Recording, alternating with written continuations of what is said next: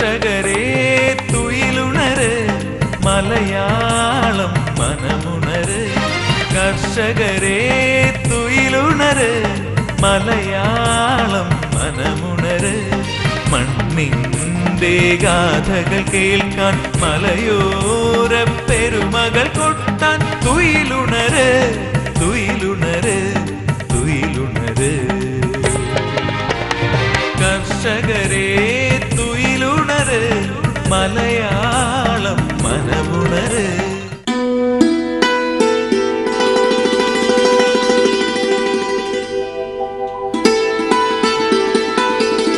തിരുവനന്തപുരം ജില്ലയിലെ വലിയതുറയിലുള്ള KT തോമസിന്റെ കാഞ്ഞിരത്തിൽ മൂട് വീട്ടിലെ മട്ടുപ്പാവ് ഹരിത സമൃദ്ധിയുടെ പുതിയ പാഠമാണ് നമുക്ക് സമ്മാനിക്കുന്നത്. വിമുക്ത ഭടനായ KT തോമസ് 70-ാം വയസ്സിലും അധ്വാനത്തിന്റെ നിറവിലാണ്.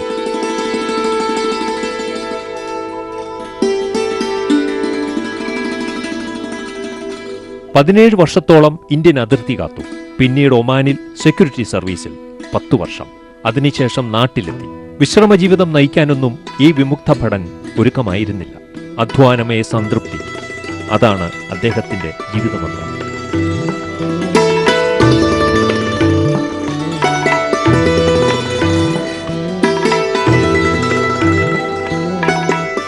സൈന്യത്തിൽ നിന്നും വിരമിച്ച ശേഷം നാട്ടിലെത്തി കുറെ കാർഷിക സെമിനാറുകളിൽ പങ്കെടുക്കാൻ KT തോമസിന് അവസരം കിട്ടി. അങ്ങനെയാണ് മട്ടുപ്പാവിലെ കൃഷി എന്ന ആശയവുമായി മുന്നോട്ടു പോയത്. 17 വർഷം ഇന്ത്യൻ ആർമിയിലും 10 വർഷം റോയൽ ഒമാൻ ആർമിയിലും ജോലി ചെയ്തിട്ടുള്ള ഒരു എക്സർവീസ്മാനാണ് ഞാൻ. ഇപ്പോൾ ഞാൻ വിശ്രമ ജീവിതത്തിലാണ്. ഈ വിശ്രമ ജീവിതത്തിൽ എൻ്റെ 1200 സ്ക്വയർ ഫീറ്റുള്ള വലിയതുറയുള്ള ഭവനത്തിൻ്റെ മട്ടുപ്പാവിലാണ് ഞാൻ നിൽക്കുന്നത്. ഈ മട്ടുപ്പാവിൽ 3 തരം കൃഷിയാണ് ഞാനിപ്പോൾ ചെയ്തുകൊണ്ടിരിക്കുന്നത്. ഈ കൃഷിയിൽ ഏറ്റവും പ്രധാനപ്പെട്ടതെന്ന് പറയുന്നത് ഫലവൃക്ഷങ്ങളാണ്. ഈ ഫലവൃക്ഷങ്ങൾ എന്ന് പറയുമ്പോൾ 41 ഇനം ഫലവൃക്ഷങ്ങളാണ് ഈ ടെറസിൽ, ഈ 1200 സ്ക്വയർ ഫീറ്റുള്ള ടെറസിൽ 41 ഇനം ഫലവൃക്ഷങ്ങൾ കിടപ്പുണ്ട്. അതിൽ പ്രധാനപ്പെട്ട ഫലവൃക്ഷം എന്ന് പറയുന്നത് മാവാണ്.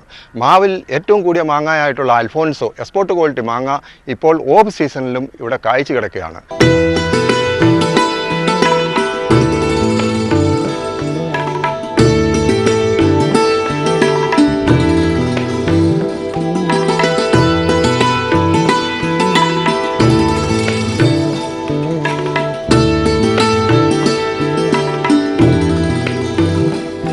ആയിരത്തി 400 ചതുരശ്ര അടി ടെറസിലാണ് തോമസ് തന്റെ കൃഷി നടത്തുന്നത്. അവിടെ ഫലവൃക്ഷങ്ങളും പച്ചക്കറികളും ഔഷധ സസ്യങ്ങളുമൊക്കെ സമൃദ്ധമായി ഇടം പിടിച്ചിരിക്കുന്നു.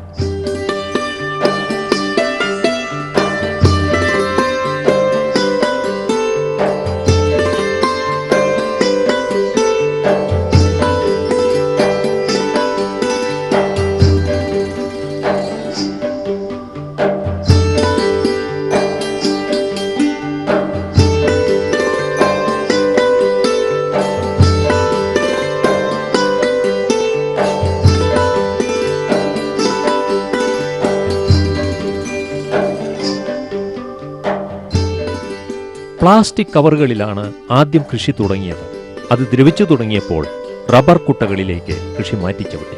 ഇഷ്ടിക വെച്ച് അതിന്മേൽ തടിക്കഷ്ണങ്ങൾ കുറുകെ വെച്ച് ഒരു തട്ടുണ്ടാക്കി ഓരോ കുട്ടയും ടെറസിന്റെ തറനിരപ്പിൽ നിന്ന് പൊക്കി വച്ചിരിക്കുകയാണ്. അധികമുള്ള വെള്ളം ഊർന്നു പോകുന്നതിനായി ഓരോ കുട്ടയുടെയും അടിഭാഗത്ത് മധ്യത്തിലായി ദ്വാരമിട്ടിട്ടുണ്ട്.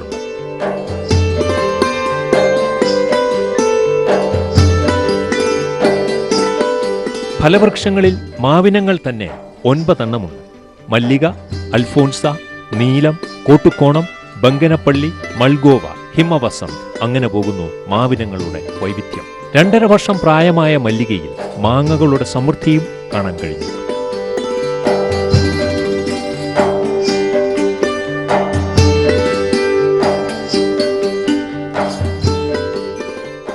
ഈ ടെറസിൻ്റെ മുകളിൽ ഫലവൃക്ഷങ്ങളാണ് ഏറ്റവും കൂടുതലായിട്ട് ഉള്ളത്. ആ ഫലവൃക്ഷങ്ങൾ കൂടുതലായിട്ടുണ്ടെന്ന് പറയുന്നത് മാവിനങ്ങളാണ്. ഈ മാവിനങ്ങളിൽ 9 ഇനം മാവ് ആണ് ഈ ടെറസിൽ ഗ്രോത്ത് അതിന് വളർന്നുകൊണ്ടിരിക്കുന്നത്. അതിലിപ്പോൾ കായ്ച്ചു കിടക്കുന്ന പറയുന്ന അൽഫോൻസോ മാങ്ങ കായ്ച്ചു കിടക്കുകയാണ്. പ്രധാനപ്പെട്ട മാങ്ങ ആയിട്ടുള്ള അൽഫോൻസോ ആണ് കായ്ച്ചു കിടക്കുന്നത്. രണ്ടാമത്തെ മല്ലികയാണ്, അതും കായ്ച്ചു കിടപ്പുണ്ട്. മറ്റു മാവ് ഇനങ്ങളായിട്ടുള്ളത് ഹിമാപസന്തുണ്ട്, പിന്നെ മൽഗോവ ഉണ്ട്, ബംഗനാപ്പള്ളിയുണ്ട്, കോട്ടുകോണമുണ്ട്, അൽഫോൻസോയുടെ വേറൊരു വെറൈറ്റി ഇതുണ്ട്. ഇത്രയും ഇനങ്ങളാണ് ഇവിടെ മാവായിട്ട് ഉള്ളത്. ഈ മാവ് നിൽക്കുന്നതെന്ന് പറയുന്നത് റബ്ബർ കൊട്ടകളിലാണ്. റബ്ബർ കൊട്ടയെന്ന് പറയുമ്പോൾ നമ്മൾ ഈ നാട്ടിൽ ചാണകം വാരുന്ന അങ്ങനെയുള്ള കൊട്ടകളിലാണ് ഇതിൻ്റെ വളർച്ച.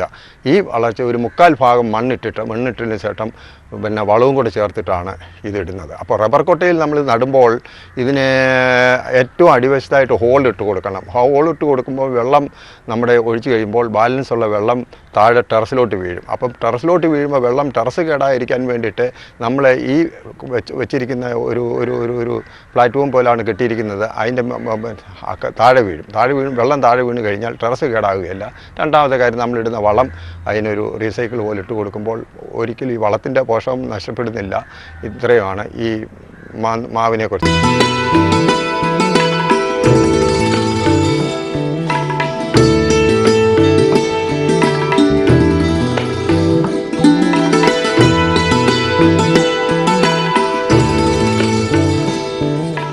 ആപ്പിൾ 2 ഇനങ്ങളുണ്ട്. കേരളത്തിന്റെ കാലാവസ്ഥയിൽ ആപ്പിൾ സാധാരണ ഉണ്ടാകാറില്ലെങ്കിലും തന്റെ ആപ്പിൾ ചെടിയിൽ നിന്നും ഫലം കിട്ടുമെന്ന പ്രതീക്ഷയിലാണ് കെറ്റി തോമസ്. നാഗ്പൂർ ഓറഞ്ച്, പേര, സപ്പോട്ട, മാതളം, ചാമ്പ, ചൈനീസ് നാരകം, ചെറി, മുരിങ്ങ എന്നിവയൊക്കെ മട്ടുപ്പാവിൽ കായ്ച്ചു നിൽക്കുന്നു. കൂടാതെ നെല്ലി, മലയൻ ആപ്പിൾ, സബർജെല്ലി, ആത്ത തുടങ്ങിയ ഫലവൃക്ഷങ്ങളുടെ ശേഖരവും മട്ടുപ്പാവിനെ ഹരിത സമൃദ്ധമാക്കുന്നു.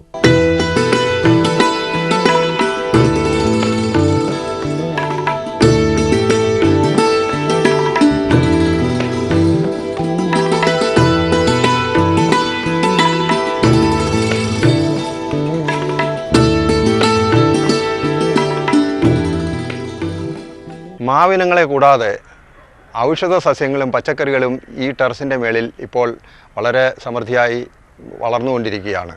അതിൽ എടുത്തു പറയാനുള്ളത് ആപ്പിളാണ്. ആപ്പിൾ എന്ന് പറയുമ്പോൾ ഗ്രോത്ത് ഒരു ചെറിയ ആപ്പിളല്ല, എന്നെക്കാളും ഉയരത്തിലുള്ള 7 അടി ഉയരത്തിലാണ് ആപ്പിൾ വളർന്നു നിൽക്കുന്നത്. അതുകൂടാതെ തന്നെ പ്രസിദ്ധമായ നാഗ്പൂർ ഓറഞ്ചും ഈ തോട്ടത്തിൻ്റെ ഒരു പ്രത്യേകതയാണ്. അതുകൂടാതെ തന്നെ ഈ മറ്റേ മാതളം കായ്ച്ചു കിടക്കുന്നു, സപ്പോട്ട കായ്ച്ചു കിടക്കുന്നു, പേര ധാരാളം കായ്ച്ചു കിടക്കുന്നു. ഇങ്ങനെ അനേകം ഫലവൃക്ഷങ്ങളാണ് ഈ തോട്ടത്തിൻ്റെ ഒരു പ്രത്യേകത എന്ന് പറയുന്നത്. അത്തിയുണ്ട്, ഇസ്രായേൽ അത്തിയുണ്ട്, കരിമ്പുണ്ട്, രാമച്ചമുണ്ട്. ഇങ്ങനെ പലവിധത്തിലുള്ള സസ്യങ്ങളും പിന്നെ ഫലവൃക്ഷങ്ങളും കൂടാതെ പച്ചക്കറികൾ ഇപ്പോൾ കാബേജ്, കോളിഫ്ലവർ, തക്കാളി, പയർ, വെണ്ട, ഇങ്ങനെ ധാരാളം പച്ചക്കറികളും ഉണ്ട്.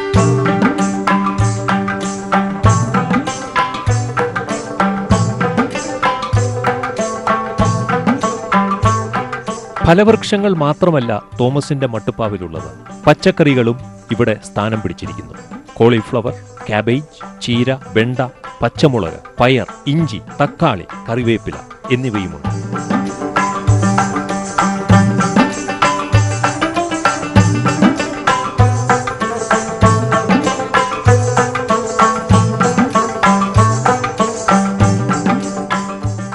ഈ കൃഷി എനിക്ക് ചെയ്യാനുള്ള ഒരു പ്രചോദനം എന്താണെന്ന് ചോദിച്ചു കഴിഞ്ഞാൽ, ഞാൻ പല കാർഷിക സെമിനാറുകളും മറ്റു ഒക്കെ ഞാൻ അറ്റൻഡ് ചെയ്തു.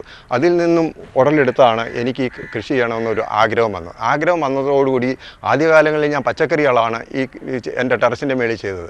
ഈ പച്ചക്കറി കൃഷി ചെയ്ത് 100% എനിക്ക് വിളവ് തന്നു, വളരെ സമൃദ്ധിയായിട്ടുണ്ടായി. അതിനുശേഷം പച്ചക്കറി ഞാൻ ഉപേക്ഷിച്ചിട്ട് ഫലവൃക്ഷങ്ങളിലേക്ക് തിരിയുകയാണ്. ഇപ്പോൾ ഫലവൃക്ഷങ്ങളും എനിക്ക് വളരെയധികം പ്രയോജനം ചെയ്തു. ധാരാളം ഫലങ്ങൾ പറിച്ചുകൊണ്ടിരിക്കുകയാണ്, ഇനിയും മേലിലും പറിച്ചുകൊണ്ടിരിക്കും എന്നുള്ള കാര്യത്തിൽ എനിക്ക് സംശയമില്ല.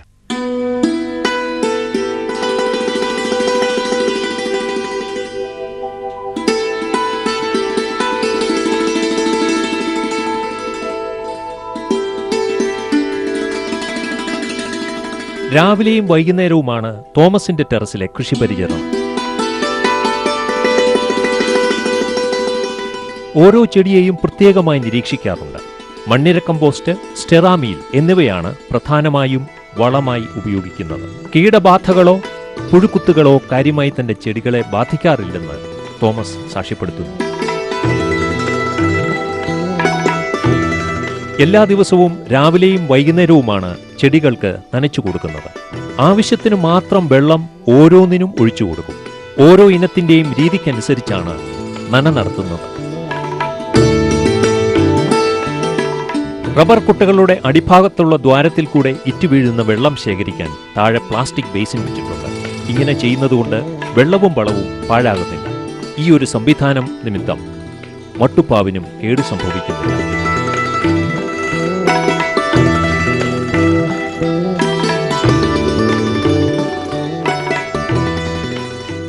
വളങ്ങൾ ഞാൻ ചേർക്കുന്നത് ജൈവവളമാണ്. ഈ ജൈവവളത്തിൽ പ്രധാനപ്പെട്ടതെന്ന് പറയുന്നത് ചാണകപ്പൊടി ഞാൻ ചേർക്കും. പിന്നെ സ്റ്റെറാമിൽ എന്നും പറഞ്ഞൊരു സാധനമുണ്ട്. അത് വേപ്പ പിണ്ണാക്കും എല്ലുപൊടിയും കൂടെ മിശ്രമമാണ്. ഒരു 5% യൂറിയയുണ്ട്, അത് ഗ്രോത്തിന് വേണ്ടിയിട്ട് വെച്ചിരിക്കുന്നതാണ്. അതുകൂടാതെ മണ്ണിര കമ്പോസ്റ്റ് ഉണ്ട്. പിന്നെ വളങ്ങളായിട്ടുള്ള ഈ കോഴിവളം, അതും നല്ല വളമാണ്. അപ്പോൾ ഇത്രയും വളങ്ങൾ ആദ്യ സമയത്ത് നമ്മളിതിൻ്റെ ഇനിഷ്യൽ സ്റ്റാർട്ടിങ് സ്റ്റേജിൽ ഈ മണ്ണിനോട് മിക്സ് ചെയ്തിട്ട് പിന്നെ ഈ കൊട്ടയ്ക്കകത്ത് ഇടുക. പല വർഷങ്ങളുടെ ഒരു കാര്യമാണ്. ഇട്ടതിന് ശേഷം ആ തൈ അതിനകത്ത് നടുക. നട്ടതിന് ശേഷം ഒരു മാന്തൈ നടുക എന്ന ഒരു 40-45 പിന്നെ ദിവസങ്ങൾക്ക് ശേഷം അതിൻ്റെ ഇലകൾ വരും. ആ ഇലകൾ നല്ല പൂർത്തിയായതിനു ശേഷം മാത്രമേ അടുത്ത വളം ചെയ്യുക. അപ്പോൾ ഈ കൊട്ടയ്ക്കകത്ത് നമ്മൾ ഈ ചെയ്യുമ്പോൾ ഇതിനടിയിൽ ഒരു ഹോൾ ഇടണം. ഒരു ഹോൾ ഇട്ടിട്ട് ഈ ഓളിടുന്നതിൻ്റെ ഉദ്ദേശം എന്താണെന്ന് ചോദിച്ചാൽ വെള്ളം വാർന്നു പോകണം. വെള്ളം വാർന്നു പോയില്ലെങ്കിൽ ഈ കൊട്ടയ്ക്കകത്ത് തന്നെ ഇരുന്നിട്ട് ഈ വേരുകളെല്ലാം പോയി. അപ്പോൾ വെള്ളം വാർന്നു പോകുമ്പോൾ അത് താഴോട്ടാണ് പോകുന്നത്. ആ ടെറസിലോട്ട് വീഴാതിരിക്കാൻ വേണ്ടിയിട്ട് നമ്മൾ അതിൻ്റെ ഓരോന്നിൻ്റെയും അടിയിൽ ഇത് വെക്കണം, ട്രേ വെച്ച് കൊടുക്കണം. ആ ട്രേയിലോട്ട് ഈ വെള്ളം വന്ന് വീഴും. ഈ വെള്ളം വീണ് കഴിഞ്ഞാൽ ടെറസിൽ നഷ്ടപ്പെടുകയില്ല. രണ്ടാമത്തെ കാര്യം ഒരു റീസൈക്ലിങ്, അതായത് നമ്മളിടുന്ന വളത്തിൻ്റെ ആ വെള്ളത്തിൽ വീണ്ടും ആ ചെടിക്ക് തന്നെ കൊടുക്കുമ്പോൾ നമ്മുടെ വളത്തിൻ്റെ ഒരു പോഷകാംശം പോലും നഷ്ടപ്പെട്ടു പോകുന്നില്ല എന്നുള്ള ഒരു കാര്യമാണ് എടുത്തു പറയാനുള്ളത്. പിന്നെ നടുമ്പോൾ ശ്രദ്ധിക്കേണ്ട വേറൊരു കാര്യം, കൊട്ട നിറച്ച് മണ്ണിടരുത്. ഒരു 3/4 കൊട്ട മണ്ണേ ആകാവൂ. കാരണം എന്താണെന്ന് ചോദിച്ചു കഴിഞ്ഞാൽ അല്പം മണ്ണ് നമുക്ക് പുറകിൽ ഇടണം, അല്ലെങ്കിൽ വെള്ളം ഒഴിക്കാനുള്ള ബുദ്ധിമുട്ടുണ്ടാകരുത്. അങ്ങനെ വരുമ്പോൾ നമ്മൾ 3/4 കൊട്ട മണ്ണിനകത്ത് വളം ചേർത്തിട്ട് ഈ ചെടി നട്ടു കഴിഞ്ഞാൽ അത് തീർച്ചയായിട്ടും സെൻറ്ററിൽ കൊണ്ട് നടണം. തീർച്ചയായിട്ടും അത് നമുക്ക് നല്ല ഫലം കിട്ടുമെന്നാണ് എൻ്റെ അഭിപ്രായം.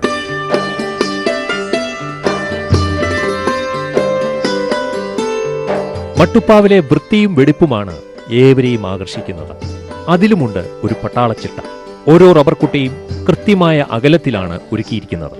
അതുകൊണ്ട് പരിചരിക്കാനും ഏറെ എളുപ്പം.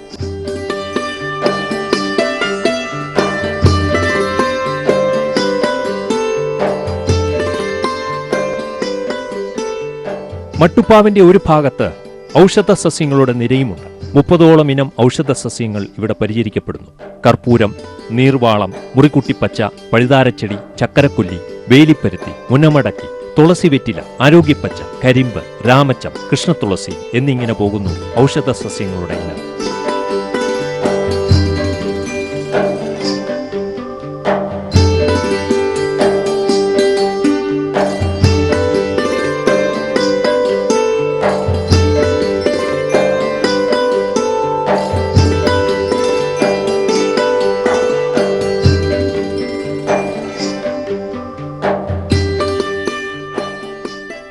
തരം ഔഷധ സസ്യങ്ങളാണ് ഇവിടെ. പ്രധാനപ്പെട്ട ഔഷധ സസ്യങ്ങളൊക്കെ ഇതിനകത്തുണ്ട്. ഇത്രയും കാര്യങ്ങൾ ഈ ടെറസിൻ്റെ മുകളിൽ ഞാൻ ഇതുവരെ ചെയ്തിട്ടുണ്ട്. അത് ജനങ്ങൾക്കൊരു പ്രയോജനകരമായി തീരുവാൻ വേണ്ടിയിട്ട് കൂടെയാണ് ഈ കൃഷി ചെയ്യുന്നുള്ളതിന് ഞാൻ എടുത്തു പറയുന്ന ഒരു കാര്യമുണ്ട്.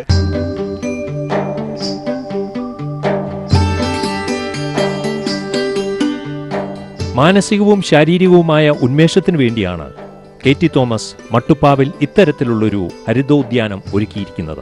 പച്ചക്കറിയും പഴങ്ങളുമൊക്കെ വീട്ടാവശ്യത്തിന് ഉപയോഗിച്ച ശേഷം മറ്റുള്ളത് അയൽക്കാർക്കും സുഹൃത്തുക്കൾക്കുമൊക്കെ പങ്കുവെക്കുകയാണ് പതിവ്. 70-ാം വയസ്സിന്റെ നിറവിലും ഈ വിമുക്ത ഭടന്റെ നിത്യയൗവനത്തിന് കാരണം കൃഷി പരിചരണവും അവയ്ക്കൊപ്പമുള്ള സഹവാസവുമാണ്.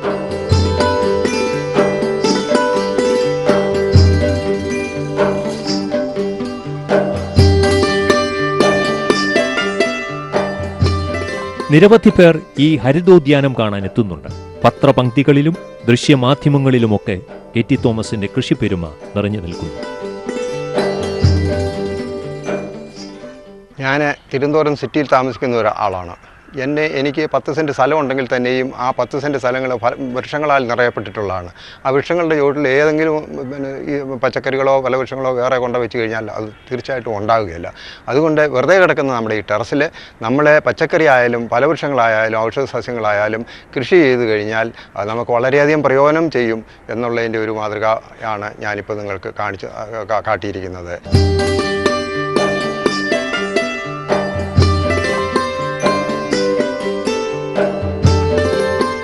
നഗരവീട്ടിലെ ഇത്തിരി സ്ഥലത്ത് എന്ത് കൃഷി ചെയ്യാൻ എന്ന് പരിതപിക്കുന്നവർക്കു കൂടിയുള്ള ചുട്ട മറുപടി കൂടിയാണ് ഈ ഹരിതപാഠം. 10 സെന്റിലുള്ള വീട്ടുമുറ്റത്ത് നമ്മുടെ ഗ്രാമങ്ങളിൽ നിന്ന് പോലും അന്യം നിന്നു പോകുന്ന ശീമച്ചക്കയും ആര്യവേപ്പും കണിക്കുന്നയും ഒക്കെയുണ്ട്.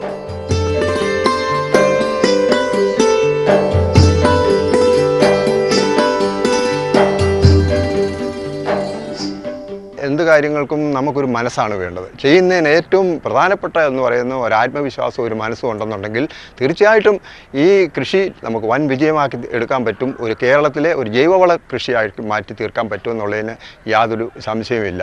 അതിന് സ്ത്രീയെന്നോ പുരുഷനെന്നോ അങ്ങനെയുള്ള യാതൊരു വ്യത്യാസവും ഇല്ല. ഏവർക്കും ചെയ്യാൻ പറ്റുന്ന ഒരു ദിവസം കുറച്ച് ഒരുപാട് ധാരാളം ചെയ്യേണ്ട നമ്മുടെ വീട്ടാവശ്യങ്ങൾക്കുള്ള പച്ചക്കറികൾ, അതായത് ജൈവവളം ഇട്ടിട്ട്, ജൈവവളം മാത്രമേ ഉപയോഗിക്കാവൂ, കെമിക്കൽ തൊടരുത്. അപ്പം ആ ജൈവവളത്തിനാണ് പ്രാധാന്യം ഉള്ളത്. ഇട്ട് കഴിഞ്ഞാൽ നമുക്ക് അന്യ അസുഖം ഉണ്ടാകത്തില്ല, മറ്റില്ല, യാതൊരു കുഴപ്പമില്ല. അതുകൊണ്ട് ഫലവൃക്ഷങ്ങൾക്കായാലും പച്ചക്കറികൾക്കായാലും ഔഷധ സസ്യങ്ങൾ ഒഴിച്ച് ചെയ്യുന്നത് വളരെ നല്ലതായിരിക്കും. അതിന് നമ്മൾ സമയമില്ലെന്ന് പറഞ്ഞാൽ അത് നമുക്ക് സമ്മതിക്കാൻ പറ്റത്തില്ല. നമുക്കുള്ള സമയത്ത് ജോലിക്കാരാണെന്നുണ്ടെങ്കിൽ വീട്ടിൽ പോയിട്ട് വന്നതിന് ശേഷം അവർക്ക് ചെയ്യാം, സ്ത്രീകൾക്കും ചെയ്യാം, പുരുഷന്മാർക്കും ചെയ്യാം, ആർക്കും ചെയ്യാവുന്നൊരു അതെൻ്റെ ഒരു ഉദാഹരണമാണ്. ഞാൻ ഫലവൃക്ഷങ്ങളടക്കം ഞാൻ ചെയ്തിട്ടുള്ളത്, ഞാൻ സിംഗിളായിട്ട് ചെയ്തിട്ടുള്ള ഒരാളാണ്. ഞാനൊരു വേലക്കാരെ നിർത്തിയിട്ടില്ല, എനിക്കൊരു വേറൊരു ബാഹ്യത അതില്ല. അപ്പം ഞാൻ സ്വന്തമായിട്ട് എനിക്ക് 70 വയസ്സ് പ്രായമുണ്ട്. ഈ 70 വയസ്സ് പ്രായമുള്ള ഞാൻ ഇത്രയും ചെയ്യാമെന്നുണ്ടെങ്കിൽ ചെറുപ്പക്കാരായിട്ടുള്ള നിങ്ങൾക്ക് തീർച്ചയായിട്ടും വളരെ ചെയ്യാൻ പറ്റുമെന്നുള്ളതിന് എനിക്ക് യാതൊരു സംശയമില്ല. അതുകൊണ്ട് നിങ്ങളുടെ സ്വന്തം ഭവനത്തിലേക്കുള്ള പച്ചക്കറികൾ ഈ നിങ്ങളുടെ ടെറസിൽ കൂടെയോ അല്ലെങ്കിൽ മുറ്റത്തിൽ കൂടെ നടത്തോ എങ്ങനെയെങ്കിലും ഉൽപ്പാദിപ്പിച്ചാൽ അത് നമുക്ക് ഓരോരുത്തരും ചെയ്യുന്ന കൃഷി കേരളത്തിൽ എല്ലാവരും ഒരുപോലെ ചെയ്യുകയാണെന്നുണ്ടെങ്കിൽ അന്യ സംസ്ഥാനങ്ങളിൽ നിന്ന് വരുന്ന പച്ചക്കറിയെ നമുക്കൊരു പരിധി വരെ ഒഴിവാക്കാം എന്ന കാര്യത്തിൽ എനിക്ക് സംശയമില്ല.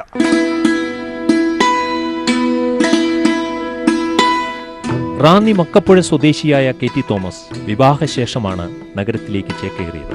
കൃഷി പാരമ്പര്യമുള്ള കുടുംബത്തിൽ നിന്നും വന്ന തോമസ് നഗരത്തിലും പച്ചപ്പിന്റെ പുതിയ പാഠം നമുക്ക് പകർന്നു തരും.